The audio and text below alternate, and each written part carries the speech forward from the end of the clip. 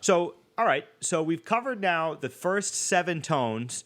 If you're starting from the tonic of an F, and you're moving up to what makes it the sort of foundation of the Lydian mode as the center of the concept, right?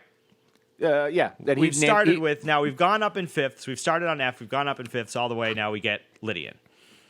Now, let me know if you think I'm jumping ahead here too far. But what happens when you go beyond that 7th note? Well, you start kind of getting at odds with equal temperament a little bit, because what equal temperament did, as you know, is it tempered each of the distances between semitones to 100 cents. Sure. So even though it can sound really, really cool to go,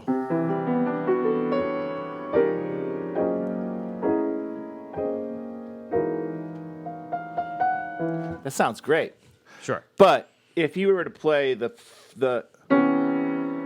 play that flat 2 against the C major chord or against an A minor chord, you'd have major third or a 7th chord.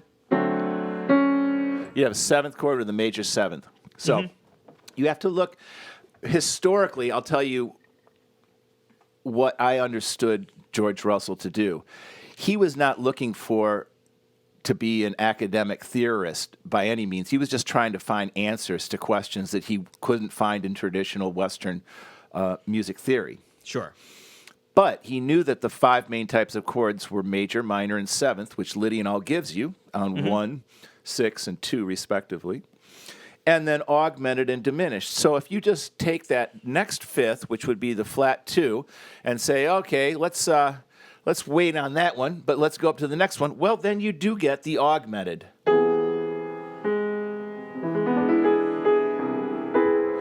And that gives us augmented major chords on 1. It also gives us minor, major 7ths on 6, and it also gives us 7th chords with sharp 11s. Sure. Very, very common alterations or colors that are added to those chords. Mm-hmm. And then after that, after the sharp 5, you get a flat 3rd, which gives us diminished,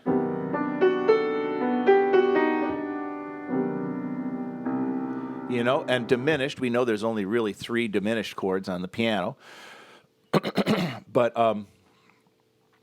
you, in a tonical way, diminished now can be looked at as accommodated by the 9th tone in the Lydian chromatic order. Sure. So now, to recap here, just so we're all following. Sure, this. sure. The order, what we're talking about is the Lydian chromatic, the order of tonal gravity. Yeah.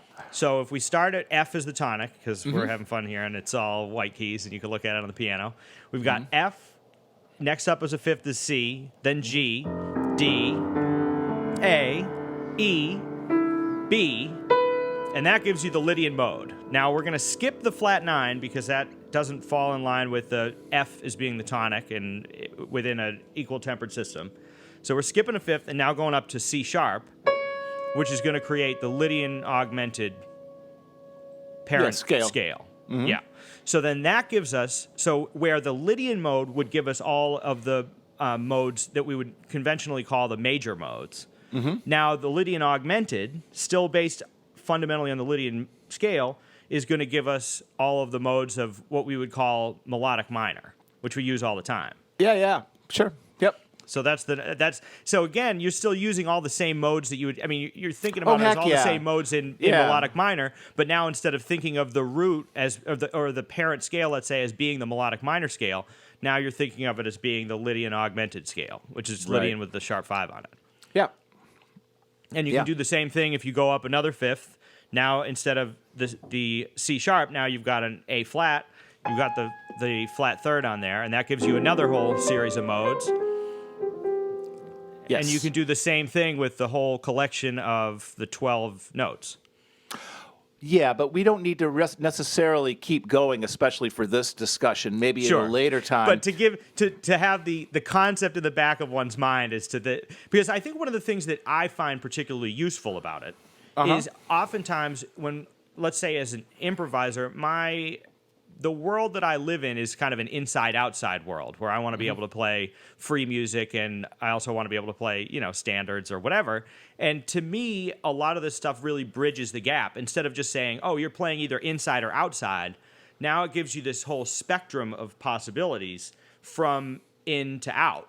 And if you understand that the 12 tones, you can go all the way to that 12th tone, and that gives you a certain color that you're working with. So somebody like, Eric Dolphy might be working with all 12 tones in the, based on that fundamental, or 11 tones or 10 tones or whatever. Yeah. But you can look at it as being this whole wide perspective from in to out.